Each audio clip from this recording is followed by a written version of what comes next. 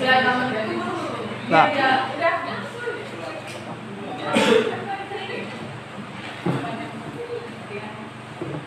Bismillahirrahmanirrahim. Assalamualaikum warahmatullahi wabarakatuh. Alhamdulillahirabbil alamin. Puji syukur kita panjatkan atas kehadiran Allah Subhanahu wa taala yang mana pada hari ini kita bisa berkumpul bersama dengan agenda kita, yaitu penetapan kriteria dan mekanisme monitoring pelaksanaan pembelajaran sepanjang semester. Sholawat beserta salam tak lupa pula kita hadiahkan buat Nabi besar kita, yakni Nabi Muhammad Sallallahu Alaihi Wasallam, dengan melafazkan Allahumma sholli ala Sayyidina Muhammad wa ala ali Sayyidina Muhammad. Yang sama-sama kita hormati Ibu Kepala Sekolah SD SMP Negeri 71 Atap Moro beserta wakil. Yang sama-sama kita hormati Bapak Komite Sekolah, Bapak Ibu Guru beserta staf tata usaha dan pramubakti beserta perwakilan anak didik SD SMP Negeri 71 Atap Moro. Tepatnya ketua OSIS dan juga siswa. Baiklah, untuk acara yang pertama yaitu pembukaan yang sedang berlangsung. Kemudian kita ke acara yang kedua yaitu kata sambutan dari Bapak Komite Sekolah. Kepada Bapak Komite, waktu dan tempat dipersilakan.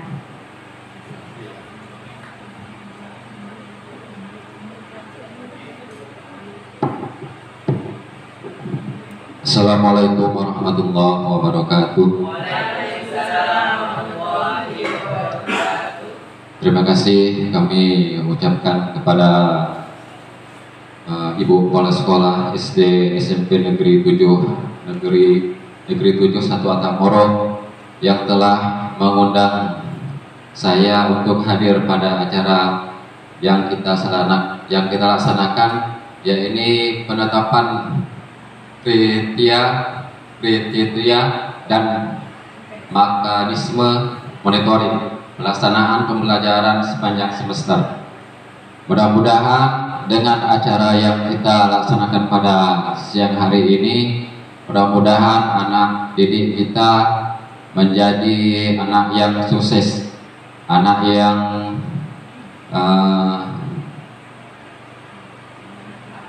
aktif dalam pembelajaran di sekolah SD SMP Negeri 7 Atap Moro ini. Baiklah, itu saja yang dapat kami sampaikan. Mudah-mudahan mudah-mudahan kedepannya berjalan dengan lancar. Amin amin ya rabbal alamin. Assalamualaikum warahmatullahi wabarakatuh.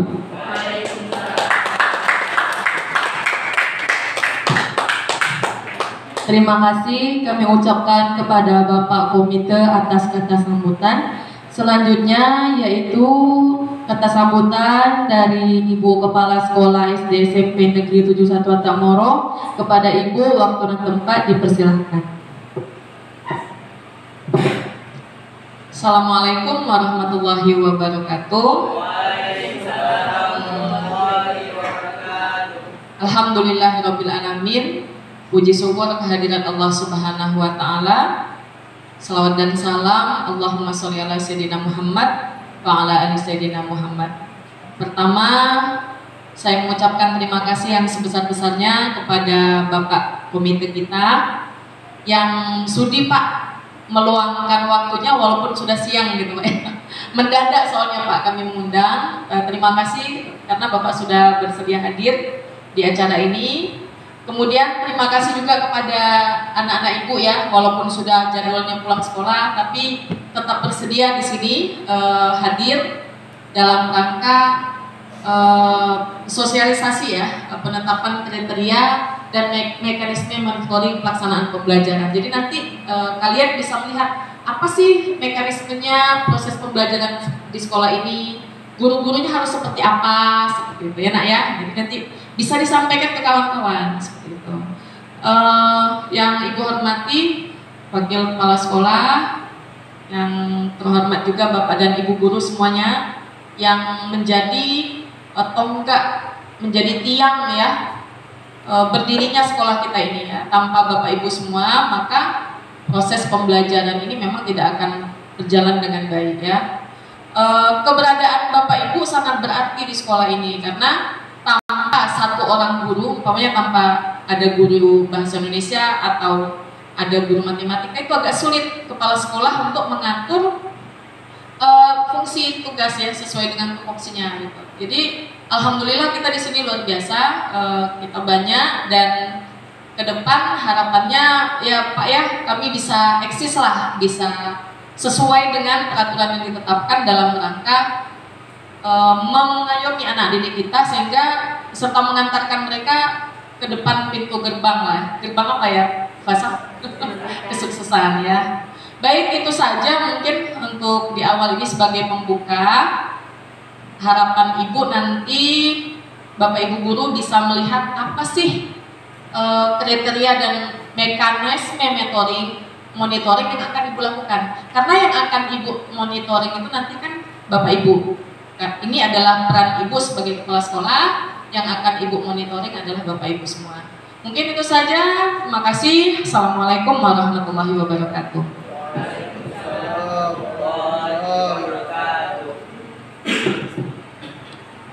Terima kasih kami ucapkan kepada Ibu Kepala Sekolah.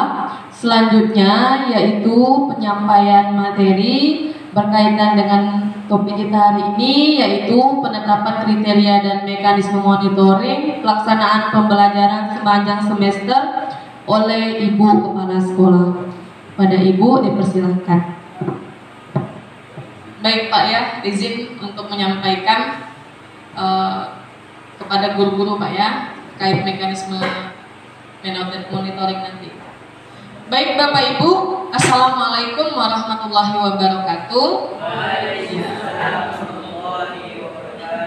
Seperti yang tertera di slide yang Ibu tampilkan, di situ ada ketetapan kriteria dan bagaimana proses monitoring akan Ibu lakukan. Nah, sebelum Ibu sampaikan bagaimana monitoring yang akan Ibu sampaikan ke Bapak Ibu semua, ada beberapa hal yang harus kita pahami. Dengan pemahaman itu Ibu harapkan adanya penyamaan persepsi di antara kita ya, sehingga nanti Ibu mudah melakukan monitoring. Jadi Bapak Ibu, kenapa sih kepala sekolah ini, kenapa harus seperti ini? Tidak. Jadi kita harus adakan penyamaan persepsi dulu. Baik Bapak Ibu, kita lihat untuk apa penetapan kriteria dan mekanisme monitoring ini. Sebelum ke sana Ibu mau tanya, ada nggak yang tahu kriteria itu apa? Kriteria itu sama dengan ketentuan ya. Ketentuan sama juga dengan aturannya seperti apa, atau jalan mainnya ya Pak saya. Masa ini. Baik, nah untuk apa kriteria dan mekanisme monitoring ini kita lihat bersama. Ini Bapak Ibu, untuk meningkatkan standar mutu. Mutu apa? Mutu pembelajaran. Bapak Ibu, kan tugas kita di sekolah ini sudah sering Ibu sampaikan juga di kegiatan-kegiatan sebelumnya. Yang jelas itu kan proses pembelajaran itu terlaksana. Untuk melaksanakan proses pembelajaran ini, kita kan harus punya standar ya Bapak Ibu ya. Kalau tidak punya standar, apakah itu dinamakan pendidikan formal? Tidak, kita ada kurikulum, ada standarnya. Nah, tujuan untuk monitoring itu salah satunya adalah meningkatkan standar mutu pembelajaran ya Bapak Ibu ya.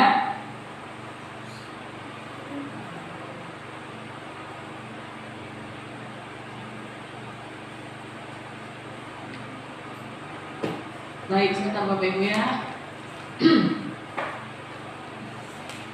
Nah, standar mutu pembelajaran merupakan ukuran kualitas terhadap kegiatan perencanaan pelaksanaan dan monitoring serta evaluasi dalam pembelajaran. Kan kemarin dalam proses pembelajaran Ibu kan melakukan Bapak Ibu menyusun rencana kan? Setelah Bapak Ibu menyusun rencana, apa yang dilakukan kepala sekolah? Pembelajaran. kan ibu susun nih, bapak ibu susun rencana. Apa yang dilakukan oleh kepala sekolah terhadap perencanaan itu? Mengevaluasi kan? Ibu lihat nih Pak Fauzan ini rencananya apa? PAI-nya umpamanya ya, pembelajaran. Oh iya, ternyata di rencananya Pak Fauzan jam agama itu satu semester ada berapa jam? 19 JP atau yang masuk matematika bisa jadi 32 sampai 36 JP. Masuk dengan apa? Ada apa lagi di situ di perencanaan? Ada program semester, ada program tahunan, program semester, rincian minggu efektif. Nah nanti kan ibu perencanaan itu kan harus sesuai. Ketika bapak ibu sudah merencanakan akan diobservasi oleh kepala sekolah di minggu ketiga di bulan Oktober, ibu akan melihat, oh iya materinya di sini sesuai nggak? Jadi bapak ibu merencanakan, ibu yang mengevaluasi ya, seperti itu ya. Jadi bapak ibu perencanaan pelaksanaan dibuat, ibu monitoring. Setelah ibu monitoring dengan apa? Dengan observasi kelas. Ibu kan masuk tuh mengamati, ada instrumennya, Pak. Jadi kalau bapak ibu belum tampil di kelas, itu saya amati. Nanti saya panggil lagi mereka, Pak. Oh iya bapak, Bu Loli itu tadi kurang ice breathing-nya, sehingga anak-anak itu ngantuk gitu. Ya asa ya dengan kalau bapak ibu sudah pembelajar, bukan hanya pas observasi, ibu juga ini memantau ibu di kelas ya. Oh ya Bu Fau itu sudah bagus ya itunya ya praktiknya, cuman pengelolaan kelompoknya masih itu ya, perlu ditingkatkan gitu umpamanya seperti itu. Itu namanya monitoring. Itu monitoring terhadap proses pembelajaran. Kalau terhadap program ekskul contoh, Pak Fauzan buat program pramuka sebagai penanggung jawab pramuka. Apa yang ibu lakukan sebagai monitoring? Ya, ibu lihat programnya kan sudah dijalankan belum Pak? Sudah Bu. Mana buktinya? Mana foto kegiatannya? Mana absensi anaknya? Gitu juga dengan yang lain kan? Bu Fauzia sebagai penanggung jawab kerohanian merencanakan minggu pertama yasinan, minggu kedua pidato, minggu ketiga perbaikan bacaan Quran, minggu keempat apalagi one day one ayat. Itu perencanaan dilaksanakan, ibu monitoring. Dengan apa ibu monitoring? Dengan laporan ibu minta bukti-bukti fisiknya, dengan bahkan ibu langsung terjun ke lapangan melihat, oh betul nggak? Apa sih sudah sampai di mana nih pramukanya? Gitu.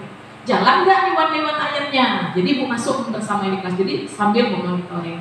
Apa tujuan ibu memonitoring itu salah satunya? Silakan, ada yang mau itu? Tujuan ibu tuh gimana?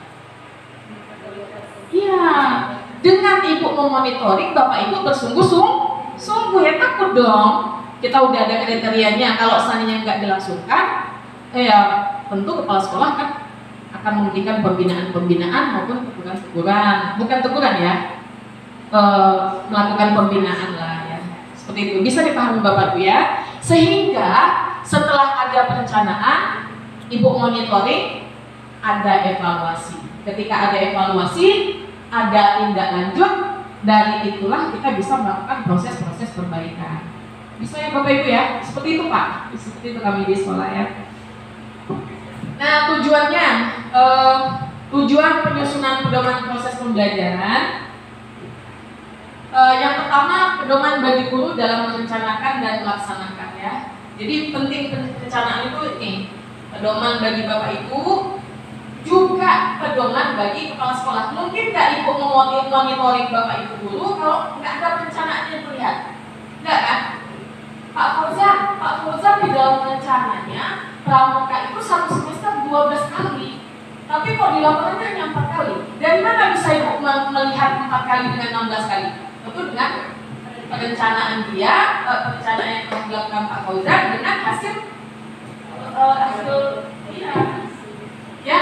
Berarti itu sinkron sejalan, perencanaan, monitoring, evaluasi, rencana tidak lanjut. Dan untuk mengukur tolak ukur kita tercapai, jadi Masya, nanti ibu bilang ke Pak Fauzan nih, kan 16 kali pramuka, ternyata yang jalannya cuma 4 kali. Oh ibu lakukan tolak ukur keberhasilan, ternyata pramuka itu belum maksimal keberhasilannya loh di perencanaan 16 kali kok yang dijalankan cuma 4 kali gitu. Atau kepada kerohanian ya tadi yang dilakukan berapa kali direncanakan, atau di dalam kelas Bapak Ibu buatnya muluk-muluk di dalam RPP-nya, perangkatnya menggunakan video pembelajaran berbasis masalah untuk pencegahan sampah di lingkungan, membuat reduce, recycle, apalagi itu reuse, sehingga menghasilkan produk sampah yang bisa menjadi meja kaki meja gitu. Itu Bu tanya, mana kaki mejanya? Ya Bu, nggak bisa, nggak sempat waktunya. Tapi itu bisa dijadikan tolak ukur. Nah, ya. Terus satu lagi Bu tanya, KKM-nya berapa? PKPP-nya 70 loh, di sini cuma 69. Jadi belum.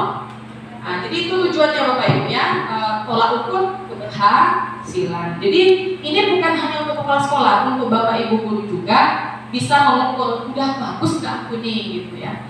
Jadi kalau ibu itu orangnya suka gitu mengukur diri gitu ya, oh ini belum tercapai dulu gitu. Kalau seandainya belum tercapai apa yang kita lakukan, istilahnya dilakukan ya. Bisa diikuti Bapak Ibu sedikit tadi ya, sekali lagi maaf ya Pak. Ini banyak ngomongnya Pak saya nih Pak. Terkait dengan standar mutu, coba lihat Bapak Ibu, agar mutu pembelajaran di kelas itu bagus, ya kan? Bapak Ibu juga harus tahu apa yang harus dilakukan. Yang pertama, guru merencanakan pembelajaran. Udah disusun nggak? Ada nggak Bu RPP? Ada, semuanya ya, bahkan udah diobservasi, luar biasa observasinya ya. Kemudian guru menyusun bahan ajar, ini untuk di kelas ya. Kemudian yang ketiga, bahan ajar itu ada nggak disosialisasikan ke anak-anak, Bapak Ibu? Pernah nggak, Pasha? Pernah nggak guru-guru mensosialisasikan hari ini kita belajar ini ya perangkat ajarnya. Nanti Ibu kita hari atau besok minggu depan kita belajar tentang pengolahan sampah. Ibu akan bawa kalian ke pantai ya, ke sana kita tengok sampah nih. Kalian nanti kutip sampah itu, keong-keongnya itu nanti kita gitu. Minggu depan persiapkan diri ya. Itu rencana pembelajaran kita minggu depan. Ada nggak guru-guru semua seperti itu? Ada. Oh ada ya, Mas. Luar biasa. Tepuk tangan untuk guru-guru kita dulu. Oh ya. Jadi guru pernah ya, sering ya, selalu ya. Oh ya. Jadi menyampaikan apa yang akan. Oh iya. Nah, terus Bapak Ibu. Ini lagi standar mutunya. Coba perhatikan yang poin ketiga. Mampu memilih metode pembelajaran yang cocok. Contoh nih, Bapak Ibu tuh jangan masuk, kan Ibu udah bilang, jangan masuk kelas tuh kasih anak-anak mencatat di depan. Nah ini kita lagi ada masalah dengan suami, dengan istri di rumah, bertengkar gitu kan, sebelum berangkat sekolah bertengkar kan. Istilahnya aku nengok dia tuh benci, tiba-tiba masuk duduk di kelas. Diam kalian ya semua ya, Ibu lagi nggak enak badan. Lagi nih, sini, terima, catat. Guru-guru ada nggak kayak gitu? Enggak ya? Biasanya guru gimana Pasha kalau di dalam kelas?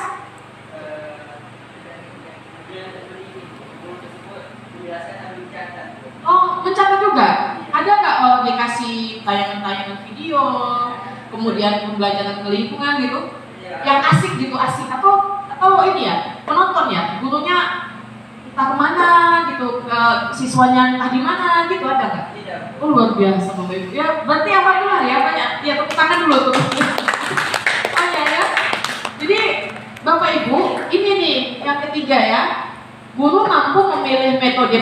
Ingat ya, Pasha 5 coba dilihat, nanti guru-gurunya bisa dilakukan di penilaian. Ibu ini menonton nggak sesuai gitu, ngantuk gitu kan, kok dari awal 4 jam masuk dia berdiri terus kan, apa yang dia nggak paham gitu ya. Kenapa nggak diskusi kelompok sih, kami yang mencari seperti itu ya. Jadi Pasha dan Rima ini guru nih, guru itu mampu memilih metode pembelajaran yang paling cocok untuk hasil pembelajaran yang dikehendaki. Contoh nih, Pak Fauzan itu mengajarkan tentang rukun sholat. Apa sih yang asik? Oh ternyata Pak Fauzan itu memberikan rukun sholat itu dalam bentuk nyanyi Bu, suka loh kami Bu. Jadi kami hafal semua. Ya pernah Pak Fauzan dalam bentuk nyanyi? Masih ingat lagunya? Masih ada? Coba. Masih ingat? Enggak. Yang pertama apa itu gitu? Enggak ya? Ada? Oh, coba. Gimana? Masih ingat gak Kak Shanta? Masih ingat? Rukun salat 17 semuanya. Yang pertama niat di dalam hatinya. Dua sempurna takbiratul ihramnya. Apa nggak mereka ini? Jangan-jangan nanti Pak Fauzannya ini ya?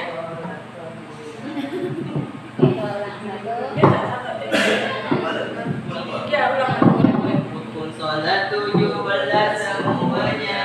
Yang pertama niat di dalam hatinya. Dua sempurna takbiratul ihramnya. Tiga berdiri pada sholat fardunya.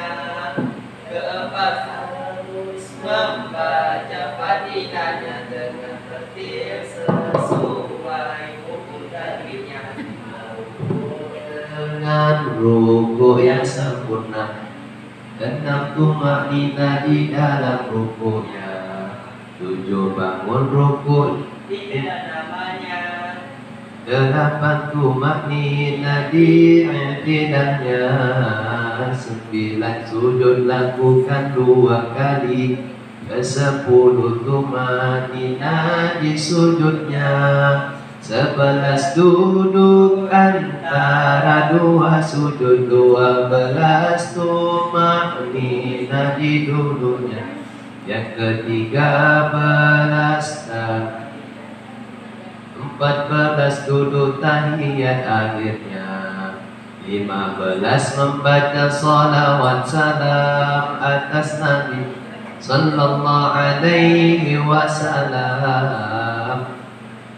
Yang ke-16 Ya, tepuk tangan dulu. Baik Bapak Ibu, itu kan salah satu metode ya. Salah satu metode yang sehingga anak-anak kita ini bisa mendapat bisa menguasai ilmu itu dengan cepat ya. Contoh kemarin mungkin Bu Yosi ya, anak sudah lelah main ular tangga ya, pakai ular tangga di bawah dudunya. Itu kan termasuk metode-metode agar anak tuh semangat dalam belajar. Jadi pasar nanti bisa dilihat ya. Rima juga dikasih tahu kawan-kawan ya. Kemudian sumber belajar disediakan sesuai dengan tujuan pembelajaran. Jangan pula tujuan pembelajarannya pemecahan masalah terhadap lingkungan sampah, tapi Bapak Ibu kasihnya apa yang dimaksud dengan sampah? Tujuannya itu siswa mampu memecahkan masalah. Tapi yang Bapak Ibu kasih sama anak-anak hanya sebatas pengertian saja. Contoh olahraga. Siswa mampu mempraktekkan senam versi terbaru kurikulum merdeka umpamanya, ada kan senamnya ya. Tapi dalam proses pembelajarannya siswa hanya diberikan sampai definisi senam terbaru itu seperti apa, belum mempraktekkannya, berarti tujuannya belum tercapai. Bisa dipahami Bapak Ibu, ini nanti Ibu share di grup kita ya. Kemudian yang kelima, sarana dan prasarana pembelajaran yang mampu mendukung pembelajaran. Sekarang kita sudah ada wifi, semuanya kita lengkap. Infocus ada, laptop punya satu orang satu, ya kan? Chromebook juga stay. Apapun yang Bapak Ibu minta akan Ibu berikan.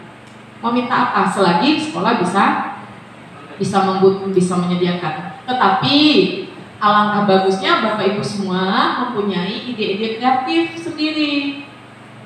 Ibu, kami mau ini nih Bu, mengetes golongan darah. Ibu nggak beli-beli sih, makanya saya nggak ngajarkan itu, saya langkau aja. Jangan kayak gitu. Ketika sekolah nggak bisa menyediakan residennya itu reagennya, ya bisa pakai video aja. Dijelaskan ini nggak reagennya bentuknya seperti ini, tengok nih prosesnya. Tengok tuh dicucuknya tangannya, cep. Dimasukkannya ke sini. Kalau kita gabungkan dengan reagen ini, apa yang terjadi? Kalau dia membeku, berarti golongan darahnya ini. Gitu. Jadi guru itu nggak kehilangan ide, Bapak Ibu ya.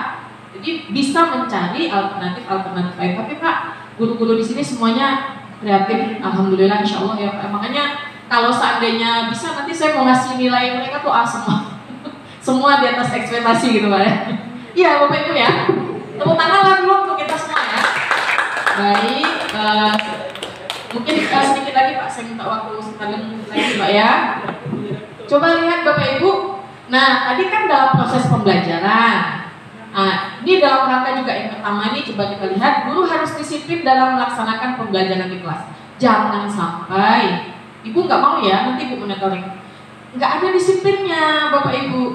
Bapak Ibu gurunya disiplin ya Pak Syairima ya, semuanya disiplin ya. Hadir tepat waktu, keluarnya juga tepat waktu, alhamdulillah Pak ya. Pak Ibu di sini semuanya on time. Karena memang itu menjadi bagian utama yang saya tekankan gitu Pak ya. Jadi kadang belum jam waktunya pun mereka sudah berdiri Pak depan pintu gitu, nunggu gitu ya gurunya yang lain keluar seperti itu. Gitu ya Pak saya, alhamdulillah. Kemudian beban mengajar maksimal guru diatur sedemikian rupa sehingga memungkinkan terselenggaranya pembelajaran secara efektif. Ini ada yang Ibu kasih 30 jam? Tidak. Rata-rata berapa? 16 ya, 12 ada, 16 ada ya. Karena kita kelas kecil dan ini memang sudah dibikinkan Ibu dengan kurikulum ya, kurikulum untuk membaginya agar memang sesuai, tidak ada yang terzolimi dan tidak ada yang merasa, enak banget saya cuma 6 jam gitu ya. Nah, itu akan menjadi bahan perhatian Ibu. Tengok ya Bapak Ibu lagi, peserta didik terlibat secara aktif sehingga terciptanya interaksi yang mendukung pembelajaran. Tolong anak-anak yang tidur di belakang kelas, dibangunkan dia. Speaking gitu ya. Kalau di zaman dulu kan, kalau Ibu dulu ya, dulu di zaman-zaman Ibu itu kalau Ibu ngantuk aja gini. Nah, ada kapur nih ibu ya, tuh bukan main dulu kepala Ibu sering kena lempar kapur sama guru Ibu. Nah kalau sekarang kan nggak boleh Bapak Ibu ya, harus satu kita bagaimana kita mau memberikan pembelajaran terbaik sama anak-anak kita. Kalau anaknya itu kita lempar pakai sepatu gitu ya, pakai apa ya, pakai penghapus ya. Dulu masa Ibu waktu kecil-kecil ada penghapus papan tulis yang kayu. Pokoknya diginiin tuh, kalau udah Ibu gini Kak, diginiin sama guru semuanya dia. Tapi kalau sekarang anak-anaknya baik-baik ya, nggak ada yang naruh di kelas. Baik-baik semua. Iya Bapak Ibu ya. Oh baik. Kalau sekarang sudah tidak zamannya. Ayo kita speaking gitu ya. Nah gunakan wifi kita, internet. Ayo kita senam dulu atau gimana seperti itu ya. Selanjutnya, Pak ya. Coba lihat lagi nih, guru harus menjadi pribadi yang patut diteladani secara pedagogi, personal. Ingat nih, pedagogi. Tahu itu pedagogi apa Bapak Ibu? Ya, kemampuan dalam apa? Dalam hal membersamai siswa. Tahu siswa itu gimana ya? Itu pedagogi ya. Kalau profesional baru terkait dengan ilmunya Bapak Ibu. Bu Yosi PPKN tahu lah, masa guru PPKN nggak tahu ya undang-undang pasal 1 gitu, nggak tahu ya, atau undang-undang pasal 29 gitu, atau 31 gitu, atau misalnya guru bahasa Inggris masa nggak tahu apa itu past tense, future tense gitu ya, atau apa tenses ya. Nah, itu profesional. Kalau pedagogi, anak kita nih, Pasha ini usianya sudah 14 tahun, labil. Jadi dalam masa pubertas, kalau dia lebih menemukan jati diri, dia harus ini nih, atau pokoknya ada tuh anak kita yang nakal banget, Nazri ini ya, si Nazri umpamanya sulit Bu, sulit ya, iyalah dia sudah dalam kondisi. Kita harus punya ilmu kejiwaan. Tadi Ibu bagus luar biasa Ibu, berterima kasih kepada Bu Zizah ya, tadi masuk anak dipujinya sampai dibilang gini untuk menaikkan anak itu. Kamu itu lebih bagus loh, bahkan lagi dari ketua OSIS kamu lebih bagus gitu. Sampai anak-anak tuh Ibu lihat senyum dia, senyum gitu, bukan main telinganya tuh kayak kepiting rebus karena diangkat terus sama Bu Zizah nih. Setelah diangkat baru sedikit gitu, sedikit. Setelah dijatuhkan sedikit sama Bu Zizah, Ibu sambut. Oh iya, kamu tuh lebih bagus sebenarnya dari Pasha ya, bilang ke Pasha. Iya, intinya supaya itu kan anak itu butuh, Ibu aja suka dipuji. Kalau ada yang memuji gitu ya, kayak Bapak atau siapa atau Pak Karin umpamanya, itu saya selalu nengok Ibu, udah hebat lah Ibu, bagus. Kalau Yosi, udah bagus lah Ibu, udah hebat lah Ibu melakukan. Itu perlu. Kita aja yang sudah tua-tua kayak gini kalau dipuji sukanya bukan main gitu ya. Bahkan nggak ada yang puji, kita pengen kayak mana caranya supaya dipuji orang lain gitu. Ada nanya Pak Fauzan, gimana ibu kan kejam kali ibu ya gitu. Kalau dibilang ibu udah terus bukan main dan bunga-bunga gitu ya, makanya penting loh muji bapak ibu kepada pasangannya, walaupun entot gitu cantiknya gitu. Cantik itu mana gitu ya. Ya kan siapa orang yang suka pujian? Itu sunatullah ya, sunatullahnya suka dipuji, tapi jangan sampai pujian itu membuat kita menjadi sombong. Ya Mas saya, masa suka jadi puji guru kan? Lima suka nggak dipuji guru? Lima kamu keren, bagus, suka nggak? Atau kayak gini, kamu ini udahlah ketop, udahlah. Itu pun tak bisa jawab. Pasten kamu nggak tahu apa pasten? Nggak tahu itu kamu asik itu saja kamu. Tapi kalau kamu pemalas, bodoh, suka kayak gitu, nggak boleh seperti itu. Nah ya bisa ya, guru-guru nggak ada yang kayak gitu kan? Oke baik. Kemudian metode pembelajaran yang ditetapkan harus dapat mengembangkan pembelajaran semaksimal mungkin. Oke, sudah selesai. Jadi Bapak Ibu ada mekanisme monitoring dan evaluasi proses pembelajaran oleh pihak yang diberi wewenang. Karena kita di sekolah kecil, ibu dulu. Biasanya kalau sekolah dibesar tuh Pak Karim kurikulum terlibat dan guru-guru senior. Tapi karena di sini kita semua sama-sama muda, terus ibu masih muda juga, gitu ya. Biasa kita tuh ibu. Jadi biar ibu ya yang monitoring itu semua ya. Nanti insya Allah kedepannya nanti ibu akan lihat siapa guru-guru yang punya etikat kuat, gitu ibu bisa libatkan membantu kinerja ibu dalam memonitoring teman sebayanya ya. Kemudian penilaian hasil belajar dilaksanakan secara transparan. Ini harus ya. Dijelaskan ke anak, sebenarnya pasal tidak tuntas. Dijelaskan, kamu tidak tuntas nak, karena kamu nggak bisa jawabnya ini. Remedial, oke. Udah remedial berkali-kali juga, nggak bisa juga. Dipanggil orang tuanya, dijelaskan ke orang tua. Nanti rapotnya juga dijelaskan ke orang tua ya, Bapak Ibu ya. Kemudian evaluasi pembelajaran harus mampu mengukur capaian kompetensi yang telah ditetapkannya. Kemudian guru memanfaatkan umpan balik dari peserta. Bapak Ibu jangan lupa proses refleksi. Setiap habis pembelajaran tanya gini ke Pasha sama kawan-kawannya, Pasha, apa yang kamu bisa petik hari ini? Pelajarannya silakan terima. Bagaimana perasaan kamu hari ini belajar? Bu saya suka belajar sama ibu loh, sama ibu tuh saya nggak ngantuk. Tapi bu sama guru itu saya ngantuk, nggak bisa saya buka mata pun saya nggak bisa. Boleh seperti itu? Boleh. Boleh kita mengungkapkan perasaan kita senang kita terhadap guru A, tapi tidak boleh menjatuhkan si guru yang lain. Kalau Bu Yosi nanya, gimana perasaannya kalian pas hari ini belajar? Bu, saya suka Bu. Pokoknya saya kalau ibu belajar sama ibu saya paling suka. Besok Bu Yosi itu datang, belum keluar lagi Pak Fauzan dari dalam kelas, Bu Yosinya udah nunggu. Kenapa? Karena iya, anak-anak itu suka. Jadi kalian pun harus suka mengungkapkan rasa terima kasih kepada guru-guru. Pak Fauzan saya suka loh kalau bapak masuk kelas kata terima. Kenapa? Pokoknya saya nggak tahu, lihat bapak saja sudah masuk semua ilmunya Pak. Tepuk tangan untuk Pak Fauzan loh. Ya. Jadi Bapak Ibu, guru harus melakukan umpan balik. Tanyalah Bapak Ibu, Bu Zian tanya sama anak-anakku. Jadi jangan kita merasa sudah di atas angin, tapi ternyata kita masih di akar gitu terhadap anak-anak. Ada yang nggak kamu suka? Kalau kamu nggak bisa ngomong, bolehlah. Kalau ibu dulu banyak loh ibu suka cinta, suka anak ibu tuh. Tolong ya nak, kamu apalagi kalau hari guru ya, kamu boleh ini kasih masukan ke ibu. Ada suka ibu baca. Bahkan pernah ibu ini, ibu Hektar masukan anak-anak itu ibu Hektar ibu jilid gitu. Udah 10 tahun ibu baca lagi meneteskan air mata ibu Bapak Ibu. Ternyata seperti itu saya waktu jadi guru gitu. Betapa sesuatu di masa lalu yang sudah terjadi 10 tahun lalu bisa menjadi semangat dan motivasi di masa ibu tua ini gitu. Itu ada tuh catatan-catatan anakku gitu, ingat gitu. Pas saya suka dengan ibu itu orangnya sopan. Ibu tuh benar Bu, ibu menjadi inspirasi buat saya. Kalau ada anak yang ngomong kayak gitu senang nggak kita? Tapi bukan untuk dibangga-banggakan dengan yang lain. Tengok nih, aku dapat itu deh, dapat catatan dari Pasha, tengok nih, akulah sumber inspirasi, ibulah sumber inspirasi saya. Itu namanya berbangga, nggak bagus ya.